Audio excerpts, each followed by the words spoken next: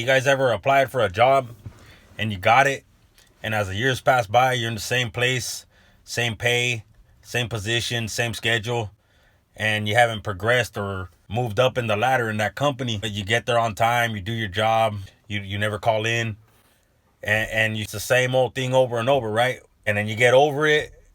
As the time passes, you're getting over it. Your boss starting to get shady. Your coworkers suck, and it's getting less tolerable. Then you go ahead and you end up on leaving on bad terms and quitting. It's the same thing for relationships. If you want to plug that perspective into relationships, it's the same thing. You get into a relationship, you're together for the first couple years, and everything's cool. You're fine with it. You guys are vibing and killing time together, having all these talks and conversations. But yet, you guys ain't achieving anything. You guys ain't going anywhere. You guys ain't climbing up the social ladder. You guys ain't moving up in the world. You guys are still at the in-laws house, or you're still in that same studio apartment. You guys have no set goals. You guys are still in debt. You guys haven't tried to get out of debt, increase your credit score.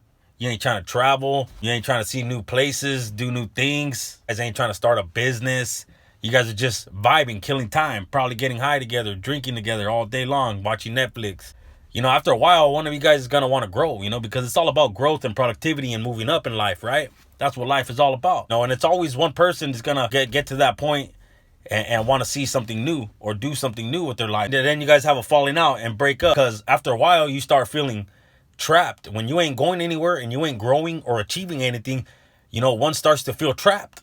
And then when you start to feel trapped with somebody or at a job, you start having resentment. And then you have resentment towards that person, that one person you once loved and everything was all cool. You guys were hanging out. Then you hate the way he walks or talks, or the way she eats or sleeps. And everything about that person bothers you. And until you can't take it anymore, and then you guys break up.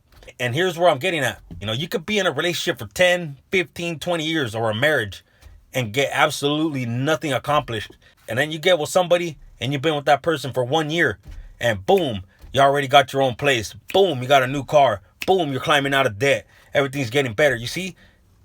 Because when two people come together, they're two separate energies. And then when you form a relationship, that's one energy. You see? So what I'm saying is, make sure if you're a couple and you've been with somebody, make sure you set yourself some goals and start achieving them.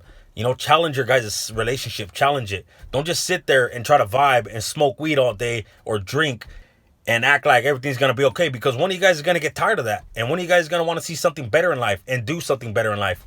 And then that's when the things have a falling out. That's when things get real. If you want your relationship to last, make sure you're in a goal-oriented relationship and a productive relationship.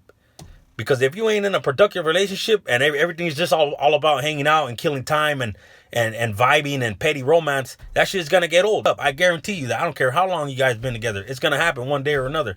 You must be goal-oriented as a couple. You see, the couples that last a lifetime together, I'm talking 10, 15, 20 years, are the ones that have goals. And usually they're the ones that move out of their parents' house after a few years. They get their own apartment, and then they buy their own house. And then they climb out of debt, and then they start to travel. Some relationship advice: make sure you get with someone, and your guys' energy creates an ambitious energy, a productive energy. Are you guys a beneficial power couple? So remember, folks, productivity, moving up the ladder in life. You ain't going to stay at a job where there's no growth and there's no benefits and you're not getting more pay. So why would you stay in a relationship where you ain't moving up the ladder? You're sitting there in one spot. So think about that. Next time he wants to tell you, or she wants to tell you, look at everything we've been through, you're going to really walk away.